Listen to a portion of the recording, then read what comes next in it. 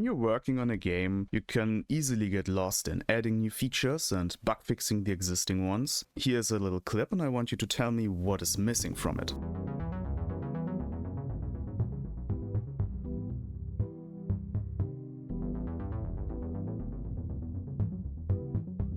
Of course, what's missing is the sound effects.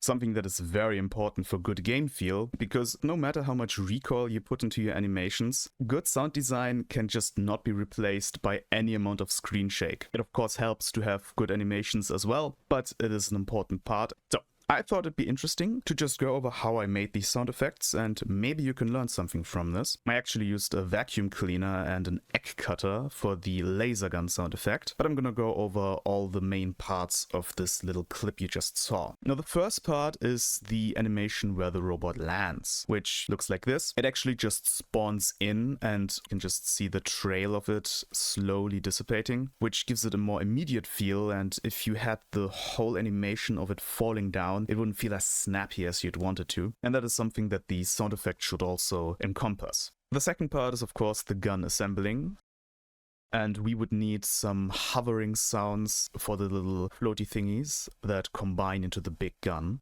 And lastly, the most exciting part is of course the laser, and you know, having recoil and big movements and big lights, that's all very, very nice, but a good sound effect is just so satisfying to hear. So let's hop onto Ableton. I'm using the light version because, well, I bought a vacuum cleaner, so I can't afford the full version. Now there's a plugin that I really love, and it's also free, so just check it out, and that is Vital. Vital is extremely capable of creating amazing sounds. Now, to create the first landing sound bit, we have the immediate start and then this fading out. For this fading out bit, I'm gonna use this right here, this water razor shape, which sounds something like this.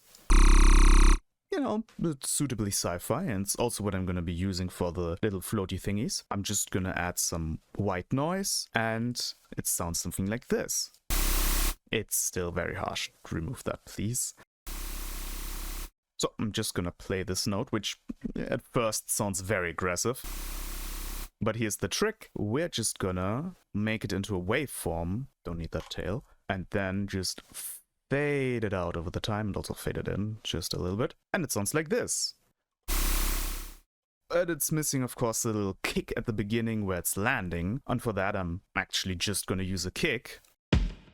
I like this pebble kick because it sounds very much dirty and like you're landing on ground. I think that would be suitable for this. But I think if we pitch it down a little bit, we can get even more ground sounding. Yeah, something like this. Sounds like something that's falling down and landing. And if you combine it with the noise, we get... Now it's a little bit more abstract, but it's very straightforward. We just have two sounds. The next one is the little bits floating around the gun and then combining into one to make the gun. This floating thing is very sci-fi, and we're going to use the secret ingredient again, which is Vital. And the sound from before, the water razor, sounds already very much like electronic things floating around in a sci-fi universe. It's starting a little bit too immediately.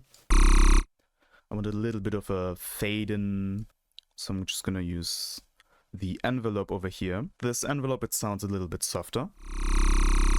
The sound effect is not just spawning in, it's actually starting to exist in the world. Something that's important for it to feel grounded.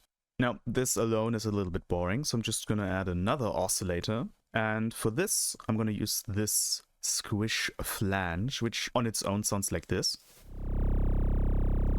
Which is very similar, but a little bit deeper, and so we can fill a bit more of the frequency range.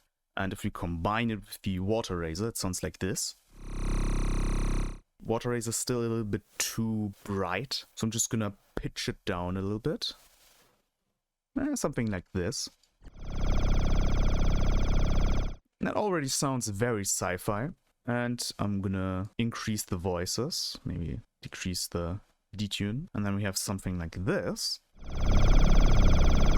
but this has introduced a little bit more of a background hum. If you're not on headphones, you probably can't even hear it, but it's a very deep sound and I don't really want that. It's too much. So I'm just gonna go to the equalizer and cut off the low and also the very high frequencies. So we have something like this, which is still suitably deep, but it's definitely not as bass heavy as before. And to refine it a little bit more, we can just apply some filters on it. Maybe do this, a little bit softer. And then over here, I have something that sounds very sci-fi. And it has some more deep frequencies, but it's not overpowering the music or any background noises or anything like that. It just exists on its own and can be put on top as a sound effect. For the laser gun, I started with the recording of my vacuum cleaner because I thought it sounded pretty cool. I increased the gain and decreased the pitch. And I'm only really interested in the last part, which is this one right here. And to bring out the sound a little bit more, I added some saturation. And to give it that echoey feel, as if the no, not you, Alexa. To give it the feel of the sound bouncing around, I'm using a ping pong effect, slightly adjusted, and only using the higher frequencies. And this already sounds suitably laser-like. Now, the tried and true tactic of playing sounds in reverse to see what it sounds like, I applied on the X slicer. This is how it sounds normally, but if you put it in reverse, you get... which very much feels like a build-up of some sort. Now, adjust it slightly.